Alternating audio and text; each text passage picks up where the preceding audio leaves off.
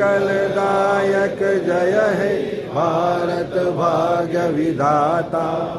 जय हे जय हे जय हे जय जय जय जय हे। जय जय जय जय जय जय जय मातरम मातरम मातरम। मंत्री वीआईपी ની સુરક્ષાની સાથે સાથે અનેકમાં કુદરતી આફતો આંદોલન રોકવા ટૂંકમાં કહીએ તો દેશમાં શાંતિના સમય દેશની સરહદ અને આંતરિક સુરક્ષામાં ખૂબ મોટું યોગદાન છે અને આવા યોગદાન આપનારા આજે આપણો અભિગમ છે જે આવું જ્યારે આપ સર્વ યોગદાન આપી રહ્યા છો ત્યારે આપણે જે સુવિધાઓ મળવી જોઈએ,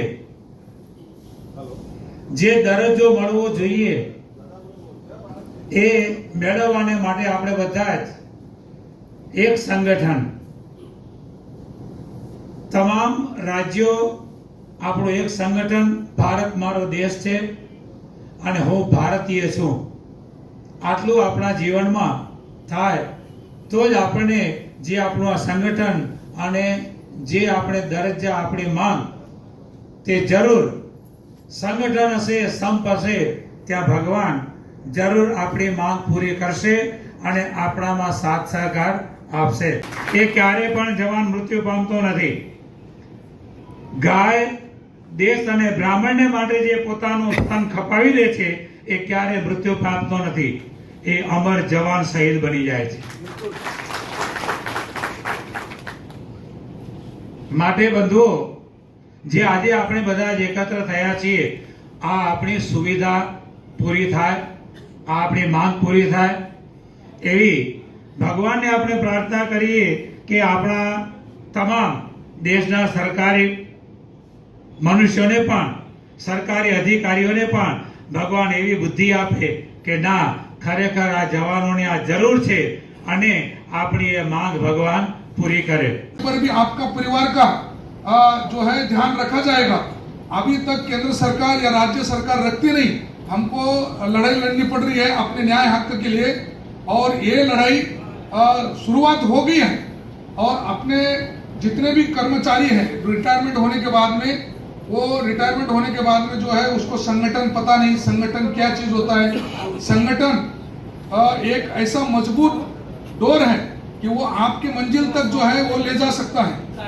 और इसलिए हम सब भाई गुजरात से जो अभी शुरुआत किया है दीपेश भाई ने, तो दीपेश भाई के पीछे हम पूरे भारतवासी जितना भी BSF, CRPF, CISF, ITBP, SSB, जीवन प्राण सेवजी बापा श्री आद्य गुरुदेव जीवन प्राण श्री मुक्त जीवन स्वामी बापा, તેમના સંત શિષ્ય સાધુ વિજ્ઞાન પ્રકાશદાસ, ગુરુ શ્રી મુક્તજીવનદાસજી સ્વામી બાપા આજે જે અહીંયા મણિનગર સ્વામિનારાયણ ગાદી સંસ્થાનના પ્રાંગણમાં જે પેરામિલિટરીનું સંમેલન યોજવામાં આવ્યું છે અને આજના પ્રસંગે એમની જે માંગ છે, જે શહીદી આપણા જવાનો વહોરી રહ્યા છે એ શહીદને શહીદનો દરજ્જો મળે અને તમામ પ્રકારની સુવિધાઓ પણ એમને પ્રાપ્ત થાય અને સર્વ એક થઈ અને આખો ભારત દેશના તમામ જવાનો આપણે સૌ સાથે મળી સ્નેહ, સંપ અને સંગઠનથી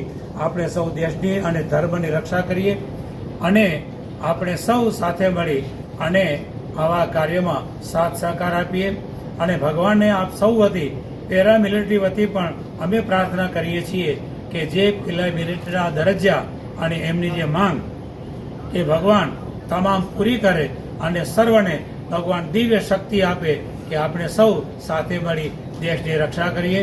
જય શ્રી સ્વામિનારાયણ। સાધુ વિજ્ઞાન પ્રકાશદાસ, ગુરુ શ્રી મુક્તજીવનદાસજી સ્વામી બાપા સર્વ જવાનોને સ્વામિનારાયણ ગાદી સંસ્થાન તરફથી ભવ્ય દિવ્ય શુભેચ્છા અને સર્વને જય શ્રી સ્વામિનારાયણ। समिति जो करना था उसका निर्माण किया है और आने वाले समय में जो सालों से पैरामिलिट्री को भी सेना एक तरह देश की सेना ही है, लेकिन उनको सेना की तरह जो आर्मी एयरफोर्स नेवी है उसकी तरह मान सम्मान सुविधा नहीं मिल रहा है। विविध क्षेत्रों में सरहद की सुरक्षा, आंतरिक सुरक्षा में पैरामिलिट्री के जाबाज जवानों का बहुत बड़ा योगदान है। अपने प्राणों की भी वो परवाह नहीं करते, लेकिन उनके साथ आज दिन तक कोई भी सरकार ने गंभीरता से निर्णय उन्होंने नहीं लिया है पैरामिलिट्री हक के लिए।